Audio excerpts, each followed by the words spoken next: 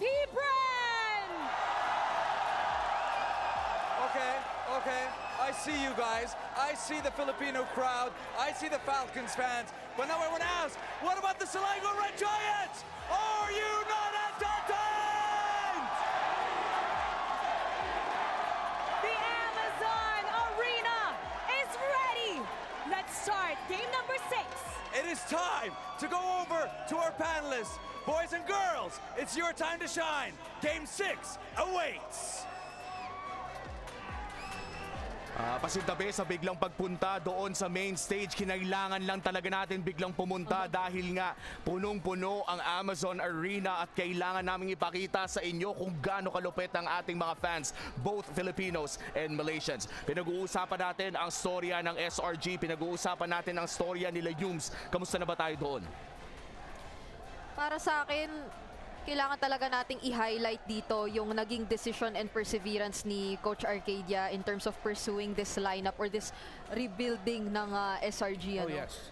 Nabanggit niya talaga na actually merong 3 S daw eh. Oo. Yung 3 S, di ba? Na kung napakinggan nyo na naging susi talaga sa kung paano niya binuo ito. Yung scouting, yung napakahabang naging proseso ng scouting para sa kanya, sipag and swerte. Tapos napaka-unique kasi nung parang naging process niya in doing things, di ba? Na parang typically gugustuhin mo, for each particular role, may nakikita ka ba na parang gusto mong i-import? Hindi eh. Gusto niya, sa sides lang daw. Kasi very important for him na ayaw niyang merong magiging kahit anong form, sabihin na nating language barrier or parang, kumbaga, yung gusto niya maging trio mid ay nakaset na doon manggagaling sa region nila. Yeah, again, Stormy, Yums, and Sekius, they can rely on Cram and Innocent na gandahan yung performance nyo sa side lanes. And at the same time, Cram and Innocent, gandahan nyo yung performance nyo dyan sa gitna ng mapa para masuportahan kami.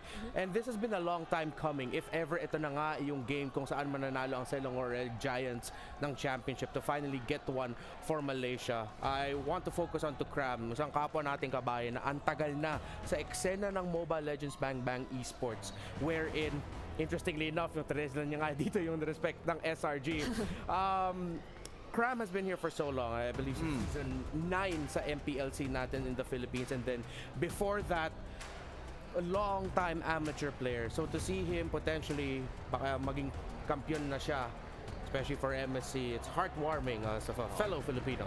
And itong mga, kung naalala nyo nga sa TNC Pro Team noon, Innocent and Cram, parehas silang naging side lane during that time. Hindi naging maganda ang kanilang regular season. Pero ngayon, sa kanilang paghanap ng kanilang mga bagong kakampi sa ibang bansa, ay talagang napakita nila sa buong mundo na kaya nilang maging best in the world. Thani ang tatanggalin ng Falcons. AP Bren still in the blue side. Red side pa rin ang Selangor Red Giants. Nirespeto na talaga ang Julian Nephew, kaya naman hindi niya ito mahahawakan in this crucial Game 6. Bukas pa ang link dito para kay Kyle TZ as well as for Sekis naman din kung mapapabayaan pa at ma-open until that particular point in time na mahahawakan niya itong assassin jungler na to. Pero kung ibibigay yon ng ng SRG para sa Falcons AP Bren, posible kaya magbabalik na naman tayo doon sa magiging trend nating mas magiging lamang ang Falcons AP Bren sa blue side kasi ito yung comfort na pick or comfort na side nila pero mukhang hindi na nga ipapahawak ng SRG. Tatlo sa mga assassins na sikat ngayon sa knockout stage ay hindi malalaro. The Hayabusa is still open to take para sa mga assassin main, pero may malaking chance na makakita na naman tayo ng ibang matchup in the jungle in this Game 6. Roger ang magiging first pick ng Falcons AP Bren. Most likely mapupunta ito sa kamay ng Super Marco, pero katulad na lamang ng sinabi mo kanina, Brigida, may isang laro si Kyle TZ on this pick. Yep, pwede pa naman nila i-flex ito. So the Therese Laswell is open for Selangor Red Giants kung gugustuhin na nilang kuhain or i-deny mula rito kay Flap. Also because medyo magiging maganda yung sagot nun sa or kahit pa paano pagka yung team fights na nangyari later on kung saan talagang nagiging strength na ng SRG ang pinaka naging puhunan nila. Pero same goes for yung ibang mga mid laners natin as well kung gugustuhin nating bumalik doon dahil so far ang parang match nila ay yung global presence at mukhang Hayabusa. Yung nabanggit mo, hindi na ipinagpamamaya o may kinuha na agad ng SRG. Assassin pa rin ang gusto ng SRG with the Hayabusa pickup at pati na rin ang Harith. The Phoveus is still open kung gusto nilang kunin ito. Pero mukhang nakahanap na ng sagot ang Selangor Red Giants sa Phoveus pick na nilabas ng Falcons AP Bren. At tutal, nandito na rin naman tayo kay Kyle Tizzy. Sinabi niya na hindi madali ang SRG at ang gusto nilang tignan ay kung paano manalo at hindi kung sino ang kanilang kalaban. Yun talaga ang focus or ang mindset na binanggit nga even ni Boss Jab kanina no sa interview. Parang napakahirap or napaka-crucial na i-instill yun sa utak ng mga players coming into this very important match. Pero Owen, kumbaga balik daw muna doon sa kung saan sila mas nagiging komportable. Minotaur pick up immediately para dito sa kanila at mukhang ito ay matik, masasabi na nating XP lane Arlot na naman.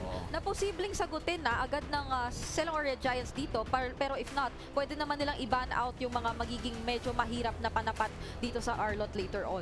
And this Arlot has been a comfort pick para sa Falcons AP Bren. Flex pick between Ogwen and Flaptizi, but this time around dahil maagang dumating ang Minotaur ay nasabi mo na nga, siguradong XP lane ang Arlot na to. Lilia naman ang magiging sunod na pick ng SRG. Kulang pa sila sa crowd control. Ano bang mga magiging magandang ban kung ikaw ay Falcons AP Bren? Falcons AP Bren. Let's see. Mukhang for Falcons AP Bren, mukhang kinakailangan na itanggalin or for Selangor Red Giants muna siguro dahil sila ang nagbaban ngayon. Yung mga few heroes din na magiging maganda para pansagot. May history nga naman ng Aurora. Minsan nakikita nating may pick up yun, lalo pat pag may Hayabusa kasi meron siya nung Pride of Ice. Ay, oo. Kumbaga, na parang pwede mong sabihin. Kahit nga nanay. Oo, kahit nanay yata, no? Yung mga may ganung passive para lang masiguro mo na medyo ligtas ka. And at the same time, yung kayang dumistansya unlike kanina kasi nagkulang yata sa parang range dito yung Falcons AP Bren kanina as well as Wave Clear. Pero speaking of, grabe, Phoveus, wala na. Honestly, dapat yung Falcons AP Bren, pumili sila ng mid laner. Dito na pwede talaga mang-pressure because right now mukhang walang pwede mag-pressure sa Hayabusa on Selangor Red Giants unless Falcons AP Bren nilalaro nila yung game kung saan hintay na lang tayo sa turtle, kita-kiss na lang tayo sa turtle dun, at major objectives dun tayo lamaban. Pero yung Falcons AP Bren, you need something na pwede malakas mag-invade ng jungle at tanggalin mo yung pwede malakas mag-defend ng jungle. Tinanggal nila yung Cho dito. One of the biggest problems for the early game in terms of being able to defend safely is yung Lilia talaga. So they need a little bit more burst. Moscow ban ang huling makikita nating ban mula sa SRG. As you said, parang kailangan pa ng konting burst for Falcons AP Bren. Tatanggalin nila ang Cho na mukhang isang setup for the upcoming pick for the side of Falcons AP Bren. You talked about the burst. Medyo na dumadating sa isip ko si Nolan. Is this going to be a good matchup? Nolan in this Lilia and Harith? Medyo makulit yung dalawang yan no? Yung dalawang bata. Parang mahirap timingan lang din ng fracture pero hindi naman entirely imposible na maging ganoon yung pick-up dito eventually. Lalo pa at talagang wala na halos lahat. Fanny, Ling, even yung Julian nga ni Few So wala na mga flex factors dito kaya magbabalik na rin yata yung ibang mga mages dito ni Kapitan later on. Pero ang ganda din nung sagot ng Grok. Yeah, what a draft here. If ever mag-assassin dito yung Falcons AP Bren, they are gonna go up against one of the best roamers na pwede mag-counter ng assassins. Counter-engage at the same time, nakakapag-pressure ng jungle ng isang assassin sa kalaban.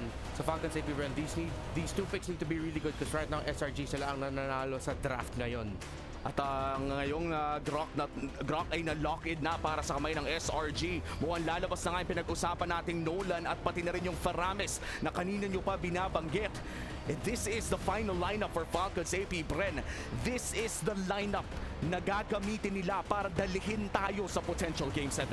Mukhang ang focus ngayon talaga ay ibaling natin ang atensyon both kay Super Marco as well as kay Kyle TZ sa kung ano yung madadala or kung papaano na naman makikipagsabayan ang Falcons AP Bren sa team fight capabilities dito ng SRG. Pero so far, very important yon, especially yung timings ng NetherRealm na manggagaling kay Few. Kasi ang dami mong pwedeng gamiting pang force out nun from SRG dito pa lang sa first 4 picks nila. Ooh, Lapu-Lapu is gonna be a great pickup here for SRG. Yung Ruby ni Cram available siya, but it is the Lapu-Lapu. If it ends here, if ito na nga ang championship winning game ng SRG, they did so with an EXP laner last pick na galing sa Pinas. Selangor Red Giants is now at match point. Pilipinas, isa na lang ang kailangan ng SRG para kunin ang kampyonato. Kung may oras na sumuporta ngayon na po, pumunta na tayo sa casters natin. Casters, kayo na. Maraming salamat ating mga panelists. Kailangan nang itaas ang kamay ng buong Pilipinas. Given the fact na ang tindi ng drafting pattern ni Michael Angelo, Coach Arcadia. Kumbaga, wala ko ba better term, Chantel? Binaliw niya yung drafting. Nagulat for sure yung Falcons AP Bren no moment na yun kasi yung progression. Kakaiba yung progression. Sino makakapag-isip kanina? Hindi pa rin ako makarecover dun sa X-Borg pick. Ngayon naman inuna agad yung Lilia na nag-uusap tayo. Ay nako, parang nire-ready agad nila dun sa hero Faramis hero ni Few. Oo, ready sila dun sa Paramis. Na okay, sige, oo. Faramis kayo, Lili, agad kami. Nawalan ba ng no choice yung F-Cup dito dahil dun sa Paramis? Kasi kahit kami dito, agree kami dun sa mga panel na okay, kailangan na magparamis dito kasi kahit paano kailangan mo nang tapatan yung sustained team fight. At ang hirap patayin nito, ang dulas masyado nitong SRG. Sino pang uli mo? Nako, Kyle? Nag-crammer si Kyle, mamamatay ba si Kyle dito? Mabibigyan? Kyle? Buhay! Okay, okay, okay. Sorry. Okay lang, okay lang. Sorry, Okay lang, Sorry, okay lang, okay lang. Sinabi mo lang yung sinabi ni Kyle. Oo, sabi mo yan, yes! Narinig mo yung sinabi niya? Sabi, yes, Owen! Yes, Thank okay you! po. Thank you, Ogwen. Tropa talaga kita. Narinig nun, Owen! Oh, you the best, Ogwen. Sorry guys, nadala lang ang emosyon. Tapos na sana, Ogwen. Tapos na sana. Nakalda ka ni Owen eh. Tapos na sana, Ogwen, no? Ligpitan na sana. Tapos na maghugas ng plato si Nene, pre. Ogwen, tapos na. Kumbaga, tapos na dinner. Masarap na kain ng mga Pinoy. Sabi, Ngayong linggo. sabi sa yata ni Owen, ano tapos na kumain? Ito, meron pa tayong dessert. Easy ka lang, may Yan. dessert pa, may pangimagas pinasarap. Anong oras na rin kasi, Chantel? It's 9:23 23. in the Philippines, 4:23 in the PH Primetime Championship Sunday. Sa mga kakadating lang, napakalakas ng Malaysia, guys. Sobra, First draft pa time lang. in history, drop pa lang. At saka kung iisipin mo, Chantel, just in case lang manalo case, dito oh. ang F-Cup, no? At matalo ang SRG. Parang panalo pa rin yung SRG kasi isipin mo, bagong team lang to eh. First time, tapos nauna pa mag-match point. Oo. Tapos nababaliw lahat kung paano mag-draft. The ultimate super rookie story. Actually, hindi naman sila mga rookie, but the ultimate red team story. But Kyle and Profile. Mabilis. Getting the turtle. Ano ba kwento ng story na to, Ate Chantel? Parang yung late game dito medyo hindi. Ayoko talagang magdilang Angel, ha? Sige. Ayoko magdilang Angel, pero kung tinitingnan ko yung late game, parang mas maraming damage yung SRG eh. Lilia, ang hirap tapusin niya. Oo, tapos may Black Shoes, pwede pa mag-immortality mamaya. Even yung Harris pala, pagdating sa late game, meron din siyang yung kanya shield. Shield. So kailangan talaga dito is yung usual pattern ng Falcons AP Bren na sila yung nauuna. Apat yan, Chantel. Apat na hero na may damage output yan. Yung Grak na lang, si Yams na lang yung magiging pinakamakunat dito na tatangkihin lahat. Kumbaga, Si ano din, si Cram din pala yung hero niya dito, makunat din. damage din yan eh. Tingnan natin, pupusuan na ngayon ang Pilipinas. Ate mo, Chantel. But then again, Ogwen as the Minotaur. Roger naman si Super Marco. Mare-replay ba yung Roger ni Super Marco dito? Kasi pinanood niya yung replay eh. Sabi niya, kailangan mabawi ko yung Roger ko eh. Oo, kasi pero nakita naman natin kanina yung potential for comeback kapag nagkataon na merong magandang damage para sa Falcons AP Bren. Kaya din siguro na nag-Nolan man, Jean. Oo, bakit? Para i-burst lang dito ni Kyle TC, bahala na si Super Marco later on na ubusin Oo. yung mga players ng SRG. Kailangan lang talaga maging consistent sa kabilisan dito yung Falcons AP Bren. So basically, Yun lang talaga. Basically, hindi lalasit si Kyle TC dito. Kumbaga, si Marco ang bida. Para Si Marco sa'yo. ang bida, oo. Si Marco ang bida dito sa F-Cup. Oo. Kaya ako dito sa SRG, apat yung pwedeng bida dito. Sino? Yan, si Stormy, si Innocent, si Seikis at si Cram, si Yams, magiging ano na lang eh, kumbaga... Kauntog yan eh. Oo, the sacrificial lamp na lang si Yams dito eh. Kung titignan mo yung lineup ng SRG, kung ikaw si Nolan, kung ikaw si Kyle, sino makikill mo agad dyan, Chantel? Oo nga ba? Sinong mababanatan mo agad Ang dyan? may kill agad yata nila agad is si Yams. Si Yams lang! Oo, kailangan dito ma-burst agad nila si Yums na hindi pa nagagamit dito yung kanyang wild charge. So pag kumunat yan, mababurst mo rin ba yan? Nako, yun ang malaking question kung pakuko natin dito ng Falcon Safety Bren dahil sila talaga nagiging aggressive na uuna doon sa mga positioning. So kailangan dito maging maganda at hindi nila bigyan ng space si Yums na magpauntog sa padera. Okay. At dahil dyan, umuntog na nga! Umuntog sa pater, nauntog, binigay ang sarili. Nagharakiri, nakita mo yon? Oh, ano nga ibig sabihin ng harakiri? Nagpakabayani. Oh, nagpakabayani. Nagpakatiwakal. Sabi siguro dito ni Yums, okay na, sige ako na, huwag na kayo lumapit. Nakita na ba? nyo na nga na, deads na ako, di ba? Oo, mawala lang ako. Basta buhay kayong apat kayo. Okay na ako. Okay, babanatan dito si Innocent. Galit na! Ay, nakapag-flash Nabuhay out pa pa. si Innocent. Tignan natin. Okay, galit na, Chantel. Oo. I like what I'm seeing. Nagalit sila. You like what you're seeing? I like what I'm I seeing. like it so much. 3-0. Kailangan na magalit ng FCAP eh. Kailangan na Chantel, mabad trip ka na. Minsan sa buhay, kailangan bad trip ka rin eh. Oo. Hindi ka laging mabait. Hindi totoo yung antay mo yung perfect na opportunity. Ikaw ang dapat na gumawa ng opportunity sa buhay mo. Sabi nga, sa isang pelikula na panood ko, yung Spider-Man, tinanong niya, how will I know if I'm ready? Sabi ni Spider-Man Peter Parker, you will never know if you're ready. Non-verbatim. Basta yun yung sinabi. Ooh. Kaya dapat ang gagawin ng Falcon sa EP Bren, wala nang ready. Pak! Gera! Trial by fire na agad. Trial by fire! Ayan na! Oh, sweet ka boy! Nakita mo Ay, yun. nakita ko na yan. Napanood nila eh. Na ano na si Sky Prince. Nadalawahan na si Sky Prince ngayon sa ating laban. 4-0 para sa Falcon Safety Bren. At maganda ang nangyayari ngayon. Pero I could feel it. You can feel it, Mr. Krabs. Oo, pero wag natin i-jinx. Wag natin, alam mo, nangyari na to kanina, Chantel eh. Na-jinx kasi natin to kanina eh. Nangyari na to kanina, itong nangyari na to, is laging lamang yung FCAP. 3 games na yun eh. Oo nga. Nung isang game na lumamang ng sobra yung SRG, actually 2 game na lamang sobra SRG, hindi nga nakabawi, hindi nakakabangon yung FCAP dun eh. Pag umabot na naman tayo ng late game, baka mamaya mababaliktad na naman yung siso. O, kailangan dito talaga yung mauna at tapusin agad. Kasi yung side dito ng SRG, medyo nasa-stretch din nila yung laban. So maganda yung nangyayari ngayon. 4-0, 18K versus 15K. At kalmalicious lang muna ang mga players ng Falcon Safety Bren. Husay din naman kasi talaga ni ate mo Chantel, ni Nayams, ni Seikis. Ang mako-comment ko dito sa SRG, ang tinatawag nilang chemistry. Oo. Pero mo kailan lang binuo yung team na to? Pero ang bilis. 3 months ago, pero bandang February malamang pinag-uusapan na yan eh. So sabihin na natin 5 to 6 months. Tsaka Chantel, never pa silang natatalo. It's the streak. The streak versus the domination of the PH. Oo nga. Okay, nakuha natin ito. Yan, okay. Okay. Good day. Mabalik tayo dun sa wala pang talong SRG. May count pa nga yan, oh, kung hindi ako nagkakamali kay Coach Arcadia. Ayan na, si Kais. Kais. Naaamoy nila si Kais dun sa may bottom lane. Chumukchak si guys. Tumakbo muna. Okay, good take. Isa good take. Tinitake lahat ng FCAP. Yung mga kill, yung mga free kill na gusto nila, pero nag-cross map play. Nako po. Cross map play si Innocent, nagbasag lang muna. So kung ikaw ang SRG, masasabi mo okay lang. Okay lang. So, nice trade ang tawag dyan pag sa RG. O kaya minsan, sabi ni Sky siguro nakita niya na doon sa bottom lane mga players ng Falcon Safety Bren. Sige, tumrate ka na lang. Made ka na lang. Ang Torres sa taas, yun yung maganda ngayon naman para sa side ng SRG. Meron silang trade kahit anong mangyari. Kaya 3K pa rin ang kalamangan ng FCAP dito, Ate Chantel.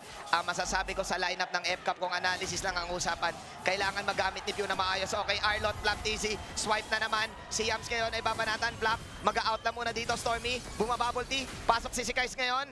Respeto muna sa dalawang kupunan. Habang tingnan mo si Ako po. Innocent, may Ako. sariling mundo. Ay! Kamuti ka na si Stormy! Black shoes, mambalicious! Nako, parang ano yata dito, napansin yata ng SRG na masusurvive naman natin yung team fight. Kaya naman. Oh, kailangan na lang natin dito paliitin yung mapa ng Falcon Safety Bren. Kailangan na ata mag-back muna ng FCAP dito. Kailangan muna nilang i-clear ang bottom side. Pero what an ultimate na magmumula kay Stormy. With this Lilia, yun pa problema. Ate mo Chantel, ang hirap matay. Madulas yung Lilia na yan. Saka masakit yan mamaya. Malagkit yung mga bubble tea, malagkit yung mga boba tea. Si Kram may damage yan mamaya. Si Seikis din. Ako naniniwala pa rin ako sa Hayabusa kahit hindi nag-snowball, may palag pa rin sa late game. Oh, mamaya split push yan mamaya. And speaking of, ito nga yung set of play, ginamit tayo final slash. Sabi. Flicker out para kay Flap PZ at ginamit namin ng Yuri. One touch naman para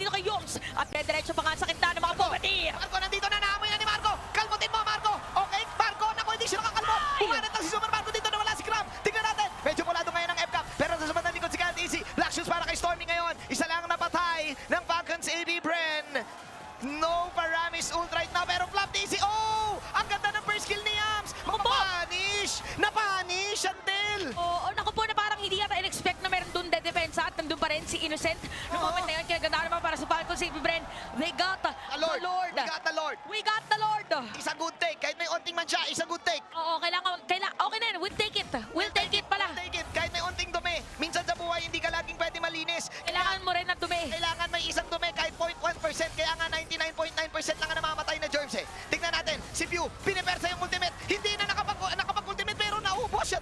Oo, pero nagamit na yung Wild Charge G3 Yumsa. And kinagandaan naman para dito kay Few is since Paramis kay hero niya mabilis lang. Mabubuhay. Alam mo, minsan yung mga... It's alive! It's alive. Yung mga paramis, minsan ayaw nila gamitin yun eh. Yung passive na yun eh. Pwede gamitin sayang yun. eh. Oo, pwede gamitin. Pang-bait lang yun. Pwede gamitin. Okay, so meron tayong Lord Margin sa may top lane. Kailangan naman Final Slash ginamit ng Fratisi. Ay, natuto na yung SRG. Alam nila kung paano mag-juggle doon sa may torre talaga. At natuto na yung Falcon Safe Bren. Yung isang laban kasi natin Kanina, dalawang beses tinutore. sa may middle lane eh. Natuto na sila dun sa lesson. The moral lesson. Nagets na nila.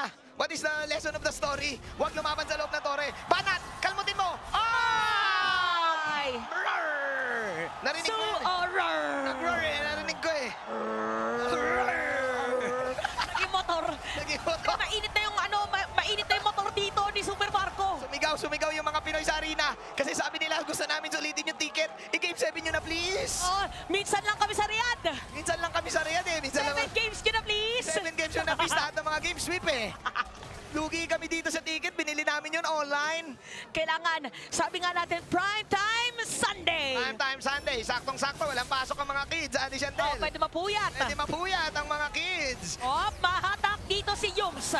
Okay, babanatan si Yums dito. Swipe na naman. Guerra is real para dito sa side ng FCAP. Ayan na, marami suod. Galit na. Si Super Marco. Okay, out para kay Marco dito. Hindi tumama. Cram, nakita namin yun. Pero tingnan natin. Super Marco, kaya niyo bang mag-live sila konti dito? Babanat. Super Marco, mag-wall bounce pa. Nandito si Stormy, yung mga boba kati. Yung mga boba ti. Yung mga boba kati ang dulas. Ang kati ng boba. Ang kati ng boba. Ang kati ng boba. Ay, na-final slash, pero ginamit na yung Purify. Oh, Super Marco na to, boss. Eto na, galit na siya. Napanood niya yung replay. Kasi natalo ko nung nung Roger ako eh. Hindi ko naubos yun Kailangan ko bawiin. Kailangan ko bawiin. Pinanood ko yung replay. Hindi ako nanalo. 4-0 para kay Super Marco. Marco. Dragon Lance na siya, Ate Chantel. Masakit na yan. Makati na. Makati na. Kung merong boba tea na Makati Merong Makati. na Super Marco. Okay. Ito na. Naku, si Sikais ha. Si Sikais, parang Wala. nagpapakita ng mga shadow dito konti Ay, kailangan natin muna malaman. Kumalma. Huli ka! Super Marco with the Berserker Barrage of his life! Berserker Barrage! Ang pamanatan pa dito at tuloy-tuloy ang sakuna na ginagawa ng FCAP para sa SRG. But SRG will still manage to defend. Igugo pa rin nila dito si Ogwen. Ogwen nagdabog, makunat ang baka at babanat ngayon si Cram. Mukhang mabibitin na. Mawawala na ngayon ang tatlo sa side ng SRG. Marami suot at mukhang endable ang call. And we got our wish. Si guys na lang ang buhay. Ayan na! It's a game 7! Primetime MSC 2024. Walang matatapos ng Game 6. Game 7 ang sagot. Ito yung sinabi ko, player's decision. Going back to the M5 World Championship. Gusto niyo ba magsapakan? Sila magsasapakan. Basta tayo, sapakan na calculated, guys. I cannot believe my eyes, my ears, my shoulder. Hindi ko na kaya. Legit. Seryoso na to. It's a game 7. At nasulit ang punta ng bawat Pilipino, ng bawat taga-Malaysia, ng bawat audience na nandito sa Amazon Arena. Life-changing Game 6. Life-changing series. And a life-changing experience for everyone na nanonood ngayon dito live in Riyadh. Babalikan natin kung ano nga ba ang nangyari sa game number 6. It was dominance. Early game pa lang mula sa Falcons AP Bren. And this was classic Falcons AP Bren. This is the M5 World Championship winning Falcons AP Bren. This play style, how they play around the Faramis, gaano sila walang takot lumaban kasi alam nila meron silang nether realm ni Few. Iba yung naging presence dito ni Super Marco, especially knowing na parang lagi siyang backed up by Few, knowing na nandiyan din lagi ang mga tumatrabaho, sumasalo at humaharap ng mga members ng Falcons AP Bren. So, mas naging step by step dito yung approach pero nag-work ng sobra dahil hindi naging overwhelming yung team fights or yung team fight capabilities na meron dito yung Selangor Red Giants. At kung babalikan natin yung highlights dito, tingnan mo naman yun! Kumbaga parang may gigil na eh. Ito na yun eh. Yun yung nakahuli doon kay Sekis. Yun na ata yung splash damage ng Windtalker. Yung sa Windtalker, tapos kay Pearson si Idol.